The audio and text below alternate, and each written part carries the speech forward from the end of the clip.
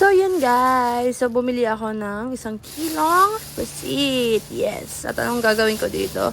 Siyempre, ibibilad natin. At i-dried fish natin. Uy, dried fish. Parang bilad din yun, di ba? Ang tanga. Ayan. So, papakita ko sa inyo kung paano maglinis ng pusit. Yes. So, papakita ko sa inyo paano paglinis ng pusit. So, eto na yung nagawa ko. Ayan, finished product na yan. Pero hindi pa siya masyadong nalinis, hindi pa siya masyadong nahugasan. Okay, so papakita ko sa inyo kung paano ko ginawa yan. Una yung gagawin, syempre, tanggalin nyo yung skin nung ating pusit. Yes. Para mas mabilis, guys. So, yun, para mas mabilis, tanggalin nyo, kiskisan nyo siya ng kutsilyo. Habang nandun siya sa tubig, like yung running water, tapat nyo siya dun, tsaka nyo ganyanin, tanggalin yung skin niya.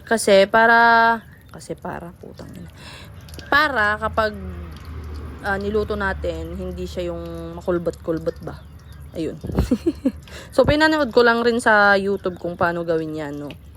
Pero, yes. So, yan. Tignan nyo na lang kung paano ko siya tanggalan ng ganyan. Okay? Okay nang in. Mahaba yan eh. Wala akong alam na sabihin ba? Pagpasensyahan nyo na rin yung kuko ko dyan. Hindi yan dumi na galing sa akin. Ay, galing sa akin.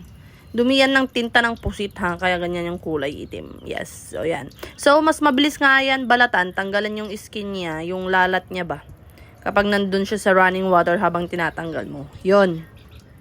Yes, yun yung ginawa ko sa mga ibang pusit na eh. Pangalawang ano ko pa lang kasi yan, pangalawang linis.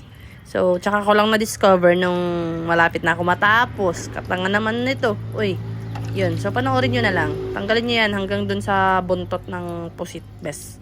Okay? Yeah.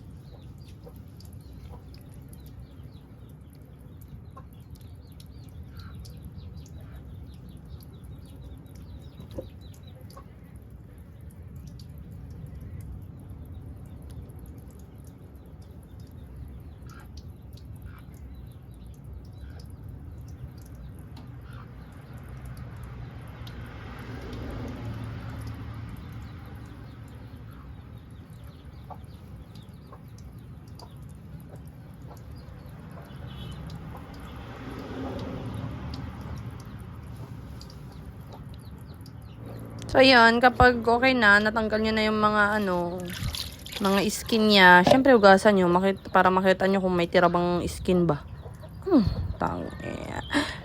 Hirap naman mag-voice over, B. So, yun na. Ayun na.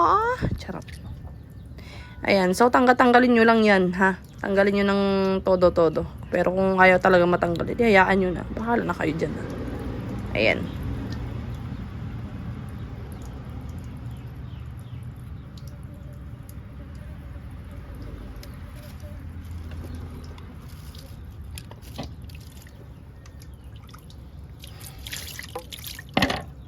So, kung tapos nyo nang tanggalan yung yung skin niya, hatiin nyo siya sa gitna, be. Dapat yung paghati nyo ganyan, ha. Yung buntot niya sa baba, naka-flatten talaga siya sa tadtaran nyo, ganyan. Kita nyo ba yun? Kasi kung sa kabila nyo hahatiin yan, mahahati yung buntot niya, be. Ayan. So, tanggalin nyo lang yung kanyang lamang loob, be. Yes. Tanggalin yung ganyan. Oh, hatakin nyo ng ganyan. Tapos, kapag natanggal na yan, tanggalin nyo rin yung parang plastic niya sa katawan niya. Parang yung mga iba dyan, tanggalin yung mga plastic. Daming plastic sa mundo. Pukin ang inaharot. Ayan, so tanggalin nyo yung plastic. Saan nyo makikita yung plastic para sa mga hindi pa, para sa mga hindi pa alam. Ha? Hindi nyo ba alam? Ayan yung plastic niya, ha? Nandyan siya. Sa gitnang banda dyan, oo. Ayan yung plastic niya. Para kapag kinain nyo, edi kain na lang diretso, wala na kayong tatanggalin. Diba? Tapos, yung tanggalin nyo rin yung mata niya. Ayan, tanggalin nyo rin yung mata niya. Yun, nagpugsit pa siya. Tanggalin yung ganyan. Siyempre, dalawa yung mata niyan. Pukirat naman. Ayan. Tapos, tanggalin nyo rin yung ngipin niya, be. Yan. Diyan yung ngipin kasi matigas yan. Hindi nyo yung makakain, no? Kainin mo ba naman ang ngipin? Ikaw ba naman kainin mo yun?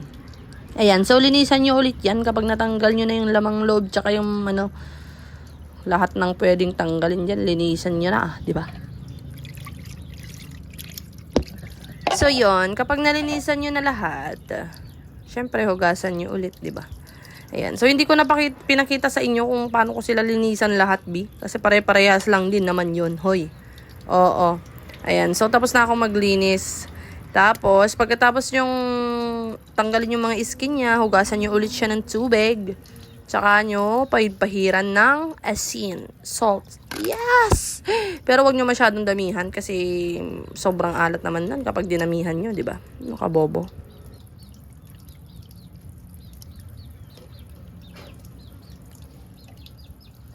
So, yan. Ito na lahat yung 1 kilo.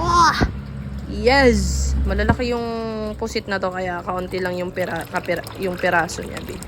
And kapag binilad nyo yan, tsaka nyo prinito, be, mas uunti pa yan, syempre. Kagaya din ng karne ng baboy ba? Kapag prinito mo, nagiging maliit. Ayan. So, yun lang. Dito ko nilagay yung, bago ko bilad. So, bibilad nyo siya ng mga 3 days siguro kung talagang sobrang init naman ng araw. Yan. Tsaka nyo na iprito.